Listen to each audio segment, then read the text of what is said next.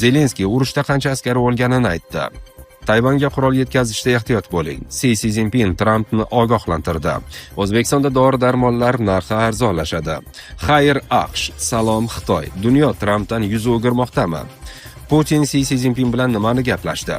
O'z xavfsizligimdan xavotirdaman. Tramp: kerak bo'lsa qabri ochilsin. Qashqadaryodagi poliklinikada 9 yoshli qiz vafot etdi.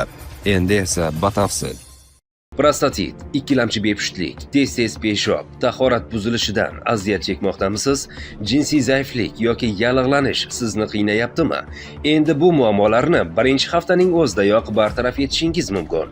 Vulkan erkaklar uchun jinsiy faollikni tiklashga, yallig'lanishni yo'qotishga va sog'lig'ingizni yaxshilashga yordam beradi. Batafsil ma'lumot uchun quyidagi raqamlarga qo'ng'iroq qiling.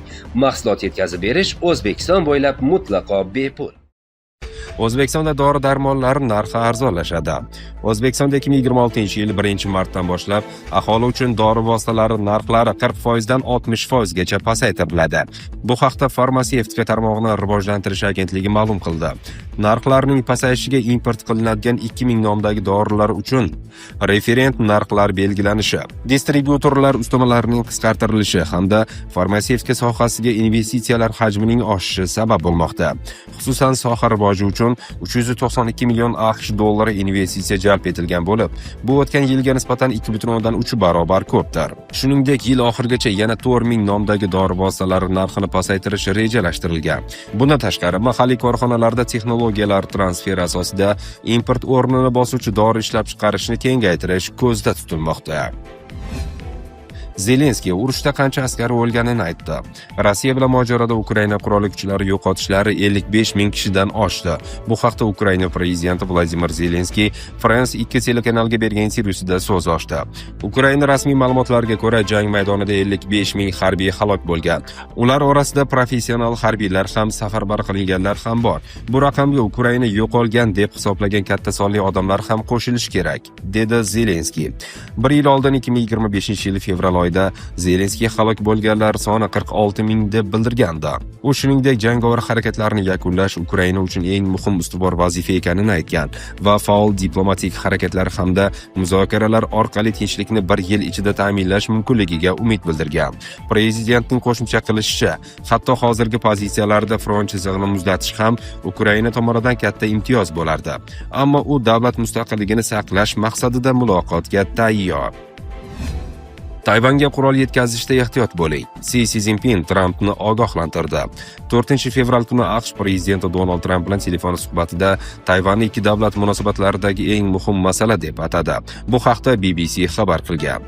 Si telefon suhbat davomida Trampni Tayvanga qurol yetkazib berishda ehtiyotkor bo'lishga chaqirgan. U Washington bilan aloqalarga katta ahamiyat berishini ta'kidlab, tomonlar o'zaro kelishmovchilikni hal qilish yo'llarini topishiga umid bildirgan. Ikki rahbar so'nggi marta noyabr oyida telefon orqali savdo, Rossiyaning Ukrainaga bosimi, fentanil va Tayvan masalalari bo'yicha suhbatlashgandi. Trampning yozishicha, yangi suhbatda Tayvan va soya masalalaridan tashqari Ukrainadagi urush, Erondagi vaziyat va Xitoyning AQShdan neft, gaz xarid qilishi ham muhokama qilingan. Tayvan masalasida Si Szinpin o'zini o'zi boshqarayotgan orol Xitoy hududi ekanini va Pekin Tayvanning suverenitetini va hududiy yaxlitligini himoya qilish shartligini ta'kidlagan. Qo'shma Shtatlar Tayvanga qurol sotish masalasiga ehtiyotkorlik bilan yondashishi lozim, deya ogohlantirgan Si Szinpin. Xitoy uzoq yillardan buyon Tayvan bilan qayta birlashish niyatini bildirib keladi va bu yo'lda kuch ishlatish ehtimolini ham istisno etmagan. AQSh rasmiy diplomatik aloqalarni Tayvan bilan emas, Pekin bilan olib boradi. Shunga qaramay, mamlakat Tayvanning muhim ittifoqchisi bo'lib qolmoqda va orolga eng yirik qurol yetkazib beruvchi hisoblanadi. O'z xavfsizligimdan xavotirdaman. Tramp.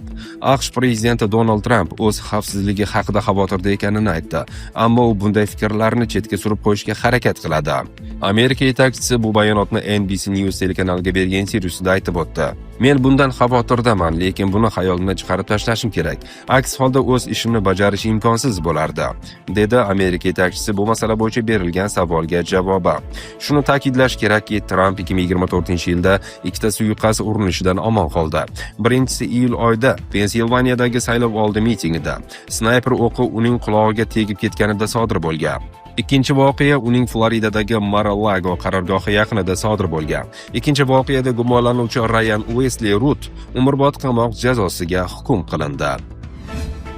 Xayr AQSh, salom Xitoy. Dunyo Trampdan yuz o'girmoqdami? Dunyo tartiboti o'zgarmoqda.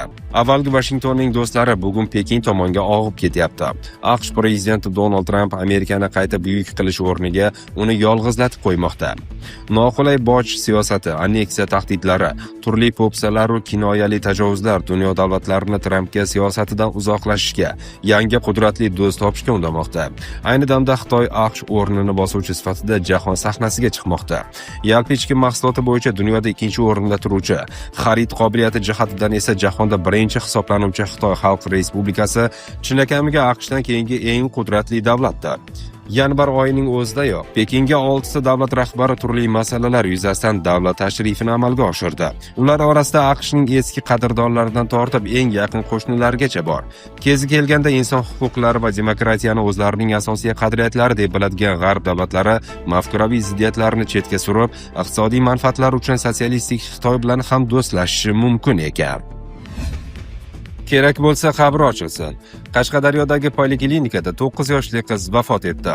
Qalapur.uzga 2025-yil 30-avgust kuni Qashqadaryo viloyatining Kasbi tumani Qamashi qishlog'ida joylashgan 8-sonli poliklinikada shifokorlar tomonidan 2016-yilda tug'ilgan Bibi-oy Zedullayeva noto'g'ri ravishda antibiotik osma ukol qilinishi oqibatida vafot etgani aytilgan murojaat kelib tushdi.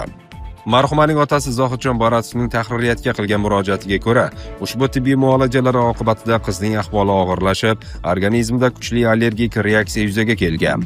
Isitmasi keskin ko'tarilgani oqibatida vafot etgan. Ushbu fojiadan so'ng ichki ishlar organlari va prokuraturaga bir necha bor murojaat qildim, ammo afsuski holat xolisona o'rganilmadi.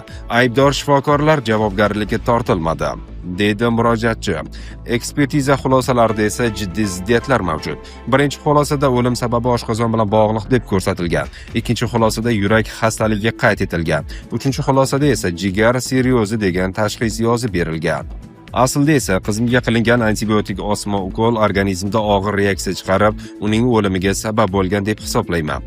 Bu tibbiy xatolik va be'tiborlik oqibatida sodir bo'lgan fojiadir, deydi Boratov.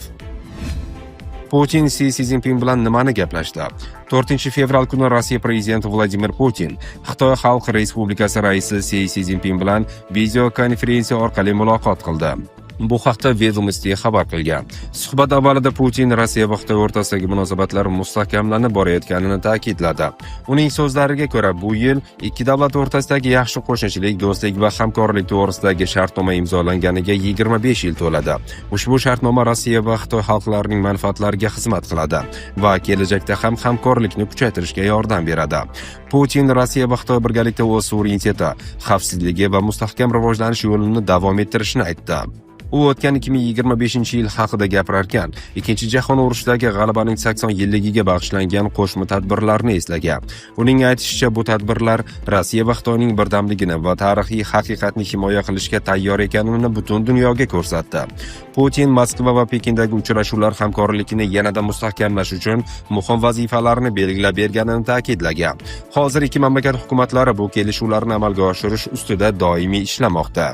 Ikki mamlakat o'rtasidagi savdo hajmi ketma-ket 3-yil 200 milliard dollardan oshgan. Rossiya Xitoyga eng yirik energiya yetkazib beruvchilardan biri bo'lib qolmoqda.